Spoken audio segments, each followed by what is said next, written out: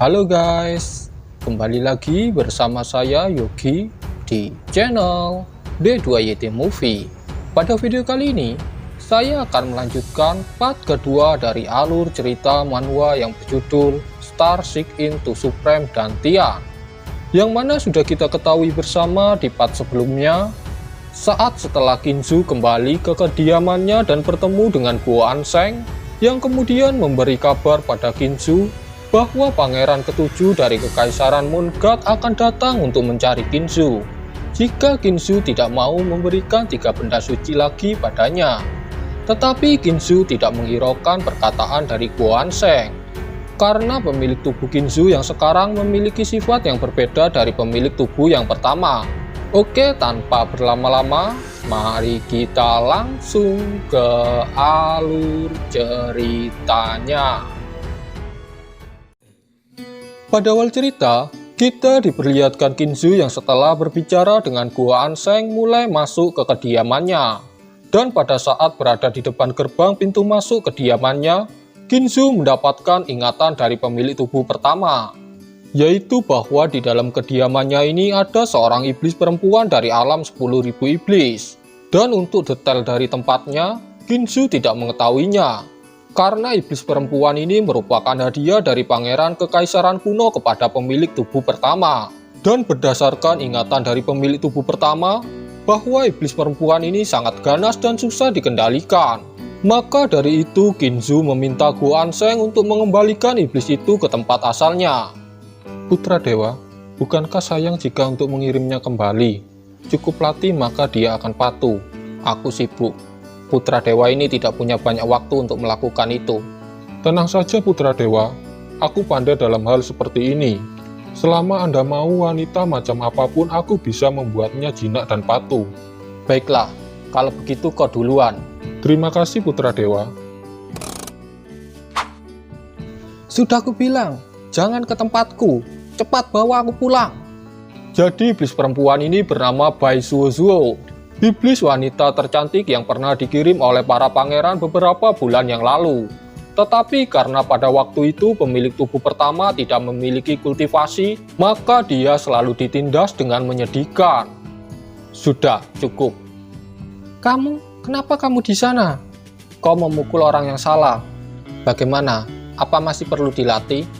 Apa aku harus mengantarnya ke tempatmu? Tidak berani. Putra Dewa benar. Mari kita lepaskan saja. Singkat cerita, Kinzu pun ingin mengantarkan Bai Zuo pulang ke tempatnya. Tetapi setelah Kinzu bertanya kepada Bai Zuo di mana alam 10.000 iblis itu berada, ternyata Bai Zuo tidak mengingat di mana tempat itu. Sehingga Kinzu kemudian akhirnya menyuruh Bai Zuo untuk tinggal di kediamannya sementara waktu, sampai nanti Kinzu tahu di mana alam 10.000 iblis itu berada. Kemudian beberapa hari pun berlalu. Kinzu terus melatih kultivasinya di puncak Jeon, sehingga sekarang kultivasinya berada pada tingkat 8. Dan atas pencapaiannya itu Kinzu mendapatkan hadiah dari sistem masuk 10.000 alam, berupa buku Tengu Beats the Moon, yang merupakan buku teknik latihan. Sedangkan di sisi lain di kediaman Putra Dewa Ketujuh yang merupakan kakak dari Kinzu, kita diperlihatkan dia Putra Dewa Ketujuh sedang memanggil prajuritnya yang bernama Zhang Quan. Prajurit yang selama ini Putra Dewa Ketujuh selinapkan untuk menjadi bawaan dari Putra Dewa ke-11. Dan pada kali ini Putra Dewa Ketujuh memanggil Zhang Quan untuk melakukan misi lain, yaitu misi untuk segera mencari Kinzu dan membuatnya cacat. Dengan begitu Putra Dewa Ketujuh dapat mengalahkan 2 Putra Dewa dalam satu langkah. Misi ini Putra Dewa Ketujuh perintahkan atas dasar karena dia telah mendengar bahwa Putra Dewa ke-11 telah dipermalukan oleh Kinzu beberapa hari yang lalu di depan Senyoji. Jadi dengan mengirimkan Zhang Quan yang notabene adalah bawaan dari Putra Dewa ke-11 untuk menyerang Kinzu, maka yang akan disalahkan atas kejadian itu adalah Putra Dewa ke-11. Dengan motif kuat yaitu balas dendam karena telah dipermalukan oleh Kinzu. Singkat cerita, Zhang Quan pun menyetujui misi yang diberikan oleh Putra Dewa Ketujuh. Dan karena hal itu, Zhang Quan mendapatkan hadiah dari Putra Dewa Ketujuh. yaitu mendapat hadiah sebuah pil yang dapat meningkatkan basis kultivasi menjadi 2 tingkat dengan cara yang instan. Itu upamu, minumlah setelah misimu selesai. Baik Putra Dewa, terima kasih. Zhang Kuan pun langsung pergi menjalankan misinya. Tetapi Zhang Kuan tidak tahu bahwa ternyata pil yang diberikan pada Zhang Kuan tadi bukanlah pil yang dapat meningkatkan basis kultivasi, melainkan sebuah racun yang dapat menyebabkan kematian jika diminum. Hal itu Putra Dewa ketujuh lakukan agar rahasia dari rencananya ini tidak bocor jika nanti ayah mereka menyelidikinya. Sedangkan di sisi lain di bawah puncak Jaeyun, kita diperlihatkan Qinzu yang telah selesai berlatih sedang memikirkan misi ketiga yang diberikan oleh sistem masuk 10.000 alam. Misi berikutnya adalah masuk ke Grandian. Sejauh ini aku masih tidak tahu di mana itu. Aku sudah bertanya pada banyak orang di Sekte Yuhua, tetapi masih belum ada kabar dari mereka. Dan pada saat Qinzu sedang memikirkan misi ketiganya itu, tiba-tiba seorang bandit datang dan hendak menyerang Qinzu. Ya benar, pria yang berpakaian bandit itu adalah Zhang Kuan. Hah? Ada bandit di sekitar Sekte Yuhua? Bukankah ini terlihat sedikit aneh? Hei Putra Dewa tidak berbakat, tetap diam di sana. Jika tidak jangan salahkan aku. Jika pedangku nanti membunuhmu karena kesalahan. Baiklah, aku tidak akan bergerak. Kemarilah. Dasar sampah. Matilah kau. Thunder Plum. Hah? Sejak kapan basis kultivasi dari Putra Dewa ke-18 begitu tinggi? Setauku dulu dia adalah sampah yang tidak mau berlatih karena tidak berbakat. Sepertinya aku harus meminum pil itu dulu. Zhang Kuan pun langsung meminum pil yang sebenarnya itu adalah racun. Sehingga Zhang Kuan langsung mati setelah meminumnya. Apa yang terjadi? Apa karena tidak bisa mengalahkanku dia bunuh diri? Dan nampaknya wajah orang ini sedikit familiar. Sepertinya dia adalah orang dari Putra Dewa ke-11. Tetapi kurasa Duan Jinfei tidak akan sebodoh itu mengirim langsung bawaannya untuk menyerangku di Sekte Yuhua. Sepertinya ada seseorang yang sedang bermain di balik ini. Singkat cerita, tak lama kemudian di kediaman Putra Dewa ke-7, kita diperlihatkan Paman Chen yang sedang melaporkan kegagalan dari Zhang Kuan kepada Putra Dewa ke-7. Ini di luar dugaanku. Dia menggunakan pil yang kuberikan sebelum menyelesaikan misinya. Sungguh sia-sia. Putra Dewa ke-7, apa perlu saya bergerak untuk menyelesaikan misi ini? Tidak perlu. Karena rencana ini telah gagal, untuk saat ini jangan bergerak dulu. Karena sejauh yang ku tahu, Pangeran ke-7 dari Kekaisaran Moon God akan datang untuk mencari Qinzu. Mari kita lihat perkembangannya dulu. Putra Dewa ke-18, ini gawat. Ini gawat. Ada apa? Apa patung kepala ibumu meledak? Patung ibuku tidak meledak. Singkat cerita, Guan Sheng pun mulai menjelaskan tujuannya datang menemui Qinzu, yaitu bahwa sekarang Pangeran ke-7 dari Kekaisaran Moon God sudah berada di kediaman Qinzu dengan membawa orang banyak. Pangeran ke-7 dari Kekaisaran Moon God mencoba mengambil kembali Baizuo.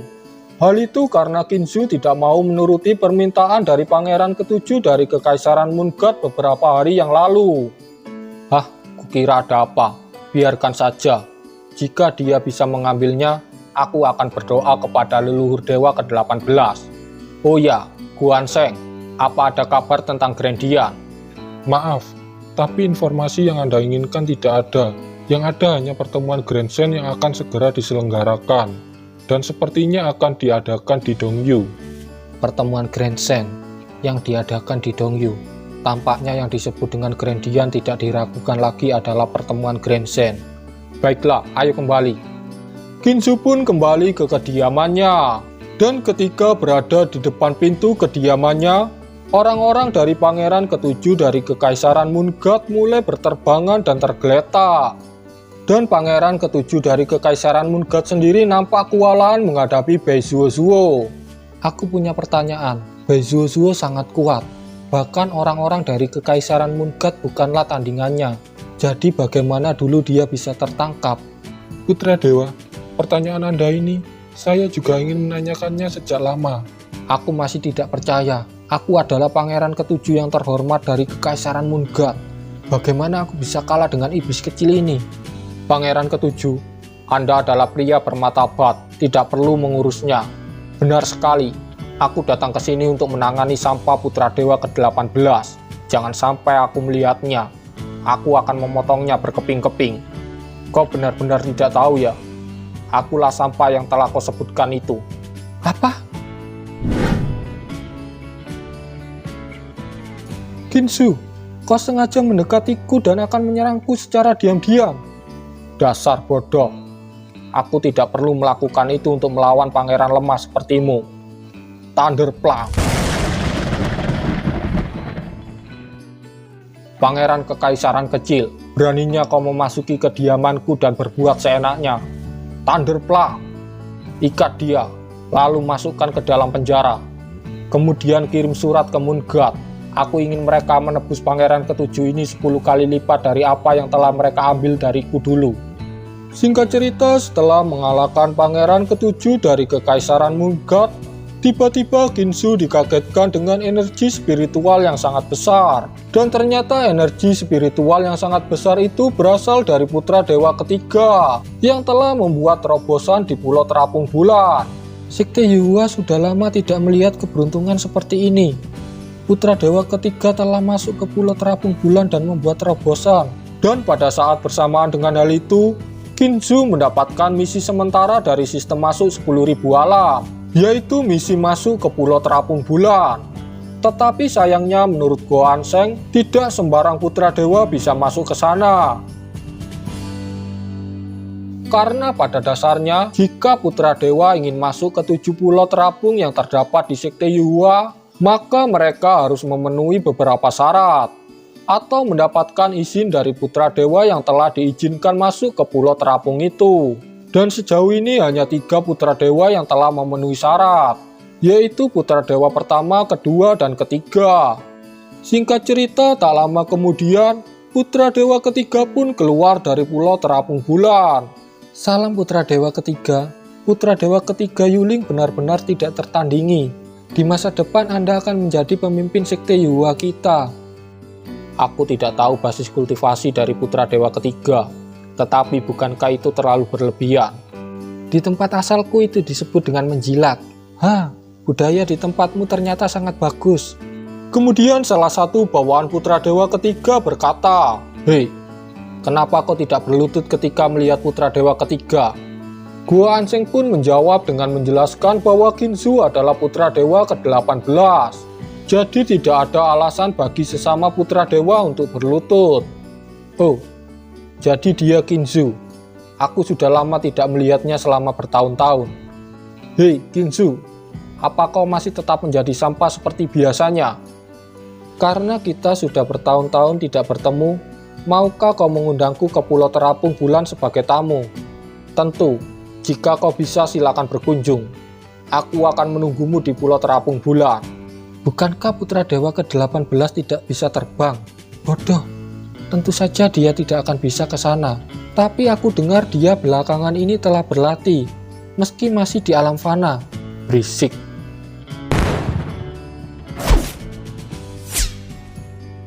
Ginsu pun langsung menggunakan teknik lompatannya untuk mencapai Pulau Terapung Bulan. Tidak mungkin, bagaimana dia bisa melakukannya? Kultivasi alam fana murni tidak akan mampu membuat lompatan terus-menerus seperti itu. Bahkan, hal itu masih tidak mungkin dilakukan ketika seseorang telah menerobos alam fana.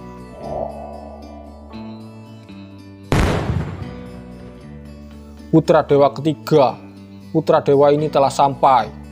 Singkat cerita, setelah sampai di Pulau Terapung Bulan, Ginsu pun berhasil menyelesaikan misi sementara dari sistem masuk 10.000 alam. Sehingga Ginsu langsung mendapatkan hadiah Sun Spirit Defense Body. Tetapi pada saat bersamaan dengan hal itu, ternyata Putra Dewa ketiga meminta token Kaisar milik Ginsu. Sebagai ganti telah diizinkan masuk ke Pulau Terapung Bulan. Karena tanpa bantuan dan kebaikan dari Putra Dewa ketiga, dengan kultivasi alam fana yang dimiliki Ginsu, mungkin Ginsu tidak akan pernah naik ke Pulau Terapung Bulan seumur hidupnya. Putra Dewa ketiga, anjingmu terlalu berisik. Dia berbicara seperti itu pada Putra Dewa ini. Nampaknya dia harus diberi hukuman. Dan jika kau menginginkan token milikku, maka carilah sendiri. Jika kau memiliki kemampuan, token itu tidak ada padaku. Ginsu mengatakan itu bukan berniat untuk berbohong pada putra dewa ketiga. Karena pada dasarnya sejak Ginsu bereinkarnasi ke tubuhnya ini, dia sendiri telah mengobrak-ngabrik rumahnya. Tetapi Ginsu sendiri tidak dapat menemukan token kaisar miliknya. Beraninya kau menipu putra dewa ketiga. Aku akan menghajarmu. Kau berisik sekali. Ginsu, beraninya kau melukai bawahanku. Cepat berlutut dan minta maaf padaku. Bagaimana jika aku tidak mau? Moon Spirit Divine Body. Kenapa tiba-tiba gelap? Kekuatan Moon Spirit Divine Body benar-benar luar biasa. Bisa mempengaruhi dunia. Berakhir sudah. Putra Dewa ke-18 akan ditumbuk kali ini.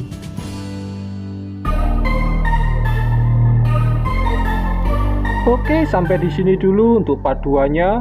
Untuk part selanjutnya kita lanjut di next video. Thanks for watching. Jangan lupa like, comment, dan juga subscribe agar kalian tidak ketinggalan update terbaru dari channel ini. See you next time.